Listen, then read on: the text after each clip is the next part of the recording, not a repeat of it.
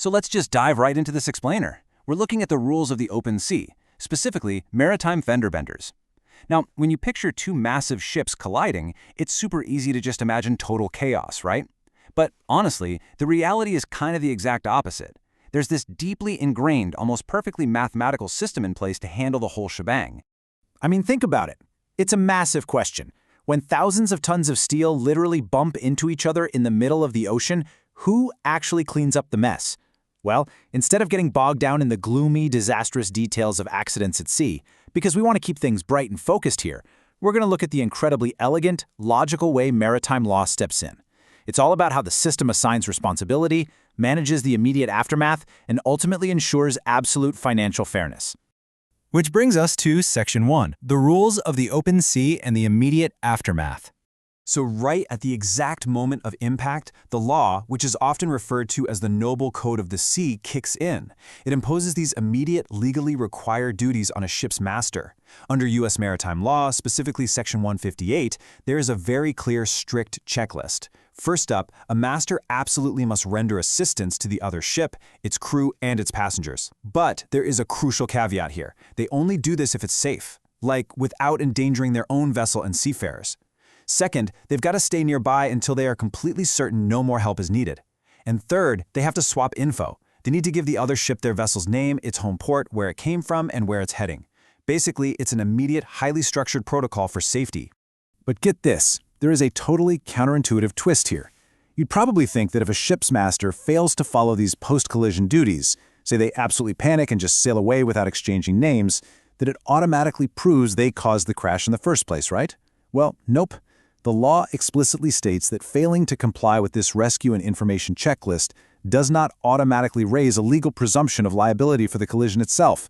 It's actually brilliant. The law elegantly separates the cause of the accident from the behavior after the accident. Moving right along to Section 2, who pays the price? Because eventually, the bill comes due. All right, let's shift gears from the physical water to the literal paperwork. Once everyone is safe and sound, the focus naturally turns to the financial reality. We're talking specifically about situations where a third party on board suffers personal injuries or even loss of life, and both vessels are at fault. To protect those innocent people, Section 156 of the Maritime Code establishes what's known as joint and several liability. Now think of it like this. It's basically like a shared restaurant tab. If you're a passenger who gets hurt because two massive ships made a mistake, you shouldn't have to spend years of your life figuring out exactly who owes you what fraction of the damages. You can just demand full compensation from the owners of either vessel. Bam! The law ensures the injured party is taken care of promptly without the runaround. However, here is the absolutely crucial point. This joint liability, it doesn't just strip ship owners of their fundamental legal rights. Not at all. Section 156 clearly states that ship owners completely retain their right to defend themselves against the injured party. Plus, they can still lean on other specific maritime laws to legally cap or limit their total financial liability. So, what we're seeing is the law perfectly balancing rapid support for the injured with a fair legal process for the ship owners. But that brings us to a fantastic legal puzzle, doesn't it?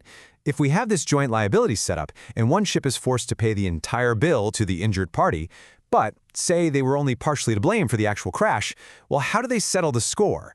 How in the world do we make the math fair behind the scenes? Let's look at Section 3, settling the final tab and the math of blame. So, to solve this puzzle, Section 157 basically transforms dry legalese into a very simple math equation. Just imagine the fault is sliced up like a pie. Let's say Ship A was making a whole bunch of mistakes and is determined to be 70% at fault. Meanwhile, Ship B just made a minor error, so they're 30% at fault. But remember our shared restaurant tab rule from earlier? What if Ship B was the one who actually had to pay 100% of the damages to the injured passenger? Well, the law recognizes right away that Ship B has drastically overpaid their fair share. And because of that, according to Section 157, the system has this awesome built-in equalizer. The owner who overpaid, which is Ship B in our little scenario, can legally recover that excess cash from the other at-fault vessel owner. In maritime law, this is called recovering by way of contribution. So Ship B can literally just go over to Ship A and legally demand they pay back that 70%. It perfectly matches Ship A's actual proportion of the blame. Simple, right? Which leads us to Section 4, legal limits and defenses, or as I like to call it, the small print. But of course, as with any rulebook, there are boundaries to this recovery process. It's not always just a perfectly clean math equation, especially if there are prior legal agreements floating around. Section 157 includes a super important provision here. Let's say Ship A actually had a specific contract with that injured passenger, or maybe a statutory exemption that completely protected Ship A from paying damages to them in the first place. Well, if Ship B goes ahead and pays the injured person, Ship B absolutely cannot use this proportional math trick to suddenly force Ship A to pay them back. Basically, you can't use the contribution rule as a backdoor to bypass a valid legal exemption. If Ship A was exempt from paying the passenger, they are straight up exempt from reimbursing the other ship too. Finally, to actually collect that excess money, Section 157 grants the overpaying ship owner a very specific and honestly pretty cool legal superpower. For the pure purpose of recovering that contribution, the ship owner is granted the exact same legal rights and the same powers to sue as the originally injured person had. They effectively step right into the shoes of the injured party. It's just another way to ensure they can legally compel the other ship to balance the scales. It really leaves you wondering, doesn't it?